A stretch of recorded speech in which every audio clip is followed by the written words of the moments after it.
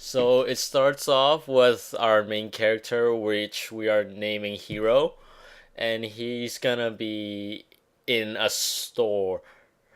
And in the storyboard, we depicted him in his own room, but we actually found a location, and it's an actual anime store, so we're actually thinking of shooting it there.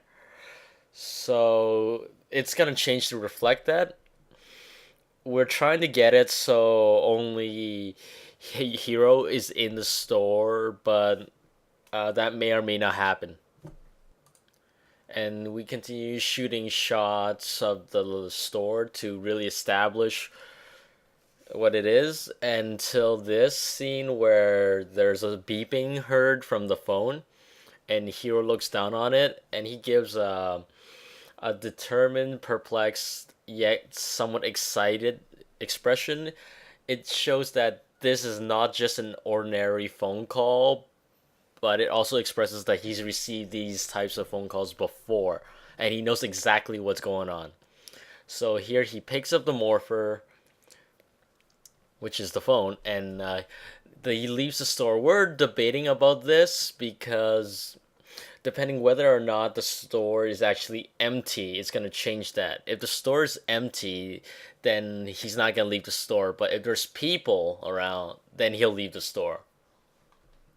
So what goes on in this shot is that he's holding the morpher and he's doing a whole bunch of gestures, movements, and poses, very akin to Power Rangers, Japanese Tokusatsu, Kamen Rider, Ultraman transformation sequences.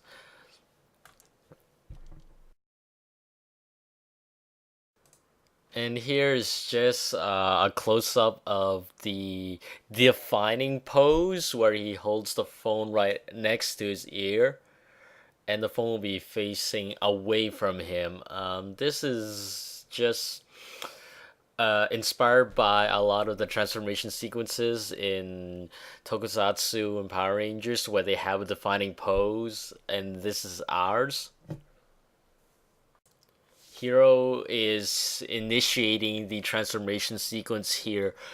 He's gonna punch in a sequence of numbers on the phone, and that's gonna start changing the landscape.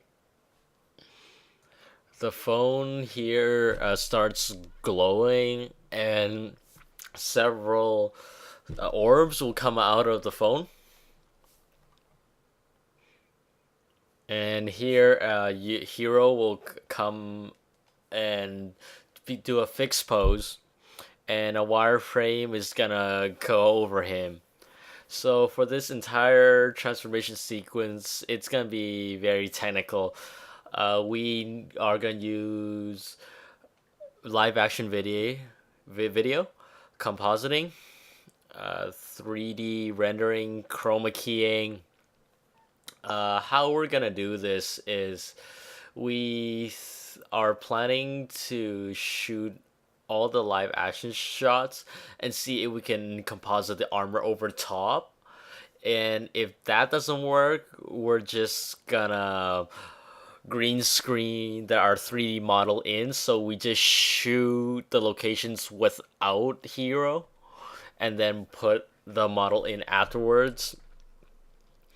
And if we can do it, we might build very rough, blocky props out of cardboard, and which will make it easier to green screen onto the live action body.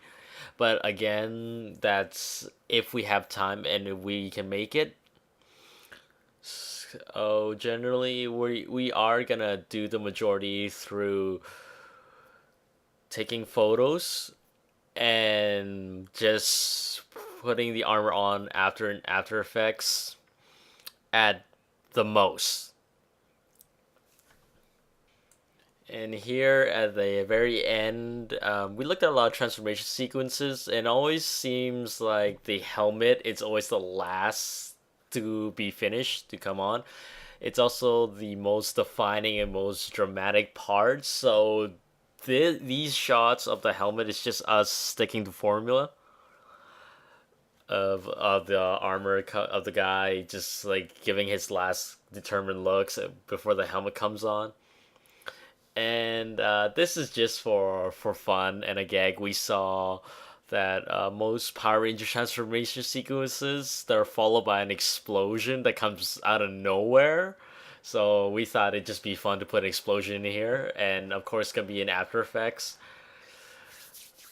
So yeah, that's our project and that's our storyboard.